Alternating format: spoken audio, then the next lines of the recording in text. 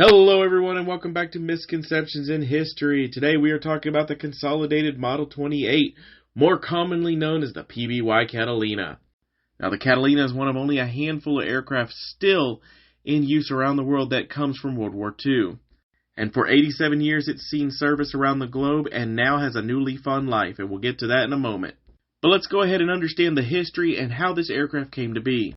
Now the concept of a flying boat was nothing new, and in fact, the earliest known idea behind a boat that could fly actually predates even the Wright Flyer being designed and built in 1876, but it failed miserably. As for how we got the Catalina, basically it extends from the basis of the Navy's program in the 30s. The Navy had flying boats in the 1930s, but they needed an improvement.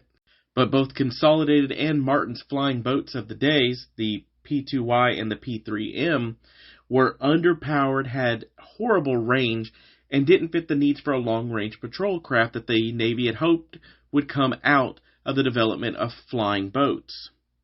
Now, Douglas Aircraft and Consolidated competed for this new upgraded flying boat, but it was Consolidated's design, the XP3Y1, which is an improvement over their earlier design, the P3M.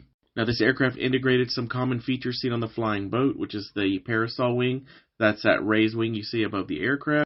But uniquely, it had the ability to retract its floats to allow it to streamline and increase speed in the air. And early armament capabilities was 4 Browning 30 caliber machine guns and the ability to carry up to 2,000 pounds of munitions. However, later variants would be able to increase both. Now, the name Catalina actually comes from Catalina Island in California, and this was actually given to it by its first foreign purchaser, the British. As multiple nations purchased the aircraft, the actual designation PBY would change based on who purchased the aircraft. Canada had multiple. It could be a PBV, a PB2B, a PBN, a CANSO. The Catalina was common with the British and the Americans. The Soviets referred to it as the GST, the Swedish, the TP-47, and so on. Now, the early military history of the Catalina was actually relatively calm. It spent the first couple of years in service just on long-range patrols, convoy escorts, and search and rescue roles. However, the Japanese attack at Pearl Harbor would of course change all of that, and the PBY would actually have to go into active duty service almost immediately. Just 3 days after the Pearl Harbor attack at the Cavite Navy Yard in the Philippines. Now, during the attack, a Lieutenant Harmon T. Utter's PBY was attacked by 3 Japanese Mitsubishi A6M2 Zeros, and Utter's bow gunner actually managed to shoot down one of the Zeros, which became the Navy's first air-to-air kill of World War II. Interestingly enough, that same man, Lieutenant Utter, would later on coordinate the carrier airstrike against the Japanese battleship Yamato. Additionally, Catalinas would be part of the first offensive against the Japanese, when 6 of them were launched against the Japanese on December 27th in an attack against Japanese shipping at Jolo Island. As the war progressed, the Catalina was regulated into a few different operations. One was that of the anti-submarine warfare role. PBY Catalinas ran patrols in the Atlantic, Pacific, and Indian Ocean against enemy submarine activity. And in fact, interestingly enough, 2 PBY Catalina pilots from the RAF would actually earn the Victoria Cross for their actions in sinking German U-boats. Another common role they performed during the war was maritime patrol. And this was just essentially providing real-time data on the battlefield. You know, this predates satellites and things like that, so you needed to be able to see what was happening in the battlefield immediately, and the Catalinas performed this role.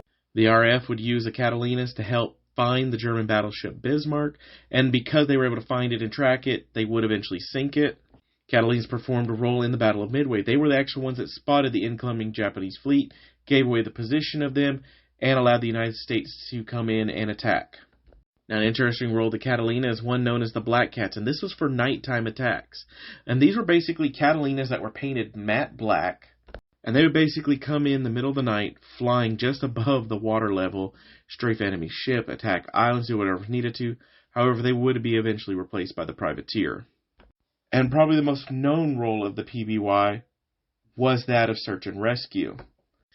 PBYs would typically be sent in to find missing pilots, areas where ships had sunk, and try to rescue as much crew as they could. And in fact, it is the PBY that was responsible for saving 56 sailors of the USS Indianapolis. And in fact, the aircraft was actually so heavily loaded with the 56 passengers it couldn't take off. They basically just strapped them to the plane and waited rescue ships to come in and save them. Now, like a few others, the Catalina saw civilian service as well. It became a very popular aircraft in terms of long-range travel. In fact, Qantas Airlines was actually one of the earliest ones to adopt this, with a commercial flight between Suva in Fiji and Sydney in Australia. And the flight actually took 2 days to complete. Additionally, China Airlines started their airline with 2 PBY Catalinas. Now, commercial passenger use was not the only usage seen for the PBY. Famous explorer Jacques Cousteau, the man who helped create one of the first successful open-circuit, self-contained underwater breathing apparatus, also known as scuba, had his own personal PBY Catalina that he used for underwater exploration, as it could get him to remote areas very easily. But the most famous usage of the PBY Catalina in the civilian market has to be its firefighting role. Experiments using the PBY Catalina as an aerial bomber for fire suppression began in the late 40s and is still used to this day. And there are actually several dozen PBY Catalinas in flying capability that are still used around the world for firefighting usage. And we could honestly end the story there, and this aircraft has 87 years of service and is still going strong. However, just a few weeks ago in July, that all changed. A company from Florida called Catalina Aircraft Systems announced that they had acquired the type certificate for the PBY-5, which is the transport version of the Catalina, and that they announced, one, they're going to start producing the original Catalina, basically, with modern avionics and things like that, and later on they're going to improve it with an upgraded known as the NGAA Catalina 2. And this will be a completely modernized, updated, upgraded, and improved version of the PBY-5, not a copy, an upgrade. So there you have it, a quick look at the PBY Catalina, a vessel that had a lot of roles in World War II and even later on in the civilian market, and now has been given a second lease on life, and we could see this thing fly for another 87 plus years. That's it for today. I thank you for joining me, and I look forward to talking to you on the next time.